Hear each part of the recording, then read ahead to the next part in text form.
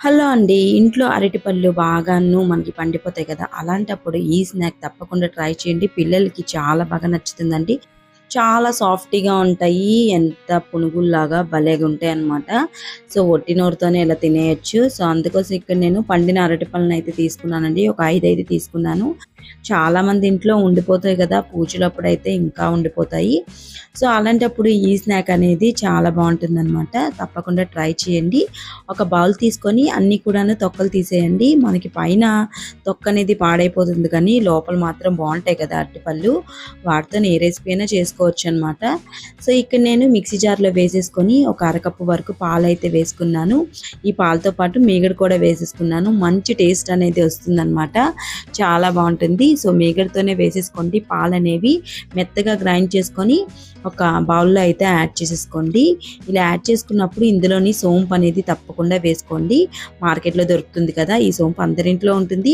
So, చాలా టేస్టీగా ఉంటుంది. ఈ సోంపు వేసుకొని ఈ ఫ్లేవర్ అనేది చాలా బావుంటుందనమాట. సో, తప్పకుండా వేసుకోండి. చాలా బావుంటుంది.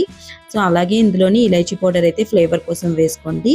అలాగే కొద్దిగాను బేకింగ్ పౌడర్ కానీ, బేకింగ్ సోడా కానీ ఏదైనా కూడాను వేసుకోవచ్చు. లేకపోతే వంట సోడా కూడా వేసుకోవచ్చు.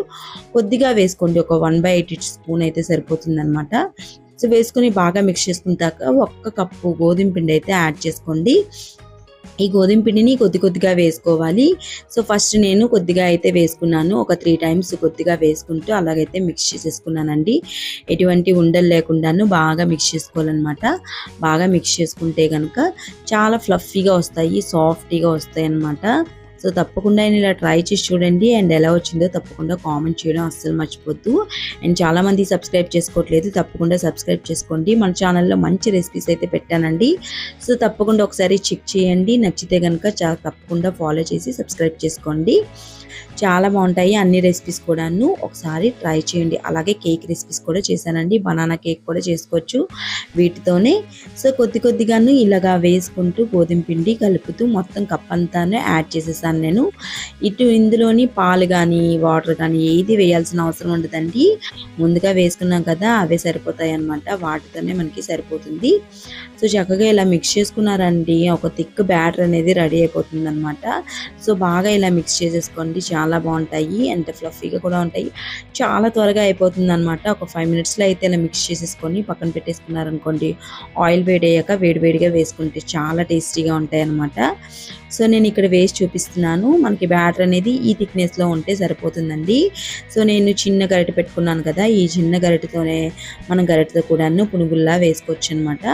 లేకపోతే పెద్ద పెద్ద బోండాల్లో కూడా వేసుకోవచ్చండి. ఇంకా ఆయిల్ కొద్దిగా వేడయ్యాక కొద్దిగాను డ్రాప్ చేసుకోవాలన్నమాట. ఫస్ట్ స్పూన్‌తో వేసాను కదా! అలా స్పూన్‌తో కూడా వేసుకోవచ్చు. లేకపోతే చేత్తో కూడా వేసుకోవచ్చు అనమాట. ఎలా అయినా వేసుకోవచ్చండి.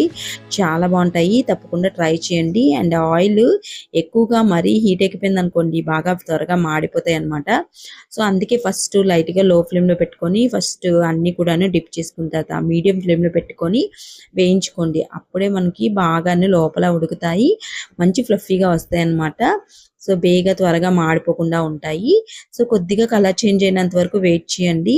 సో, లైట్‌గా కలర్ చేంజ్ అవుతుంది కదా! అదే టైంలోని 2 కూడాను మొత్తం అంతా కూడాను టర్న్ చేసేసుకోండి. అంతా టర్న్ చేసేసుకొని చక్కగా ఎంజాయ్ చేయండి. ఈవినింగ్ స్నాక్స్‌లోకి చాలా బావుంటాయి. తప్పకుండా ట్రై చేసి ఎలా వచ్చిందో కామెంట్ చేయండి. అంతవరకు నెక్స్ట్ వీడియోలో కలుద్దాం. అంతవరకు బాయ్. Take care.